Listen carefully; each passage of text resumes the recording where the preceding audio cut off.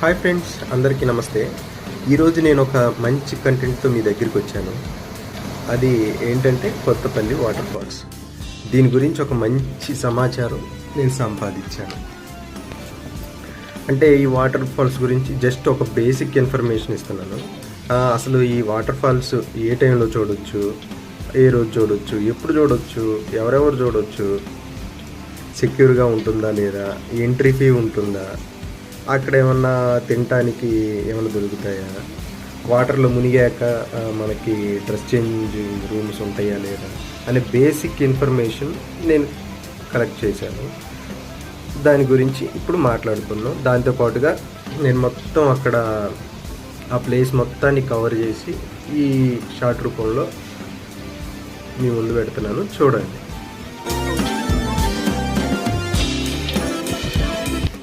అసలు ఈ Kothapalli water falls ఎక్కడుంది? ఇది ఆంధ్రప్రదేశ్లోని విశాఖపట్నం జిల్లాలో గంగరాజు మడుగులలో ఉన్న ఒక అందమైన వాటర్ ఫాల్స్.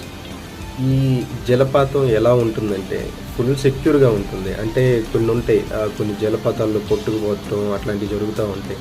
దీనిలో కూడా జరుగుతాయి కానీ కొంచెం సెక్యూర్గా ఉంటుంది. దీన్ని చూడడానికి మనకి ఎంట్రీ ఫీజు కూడా అక్కడ ఉంటుంది. పర్సన్కి 60 రూపీస్ ఛార్జ్ చేస్తారు. దీన్ని ఏ టైంలో చూడాలంటే మార్నింగ్ 8:30 నుంచి ఈవినింగ్ 5:30 వరకు. ఈ కొత్తపల్లి వాటర్ ఫాల్స్ ఎక్కడుందంటే అంటే మడుగులా అని చెప్పాము, కానీ మనకి నోటెడ్గా ఉండడానికి పాడేరు అంటే కొంచెం ఫేమస్ కదా. పాడేరు, వంజంగి, ఇంకా ఈ లంబసింగికి. ఈ పాడేరు వంజంగి నుంచి ఒక 30-20 కిలోమీటర్స్, అట్లాగే లంబసింగి నుంచి 45 కిలోమీటర్స్, అరకు నుంచి అయితే 60 కిలోమీటర్స్ దూరంలో ఉంటుంది. కానీ ఇది మన 30, 45, 60 కిలోమీటర్స్ అంటాం, కానీ అదంతా ఘాట్ రూట్. చాలా అసలు ఘాట్ రూట్ అంటే తెలుసు కదా. ఘాట్ రూట్ గురించి కూడా ఒక ఫుల్ వీడియో నేను పెడతాను, అది కూడా చూడండి. అయితే ఈ వాటర్ ఫాల్స్ ప్రకృతి రమణీయతను చూపుతుంది.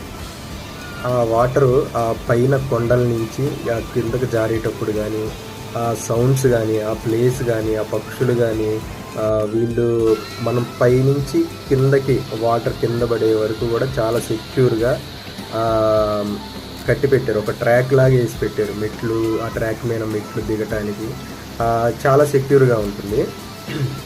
ఇదొక మంచి కనువిందైన ప్లేసు.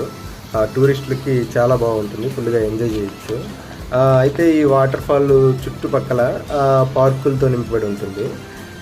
మనకి కారులో వెళ్ళే వాళ్ళకి, ఇంకా బండ్ల మీద వెళ్ళే వాళ్ళకి ట్రెక్కింగ్ కూడా చాలా బాగుంటుంది.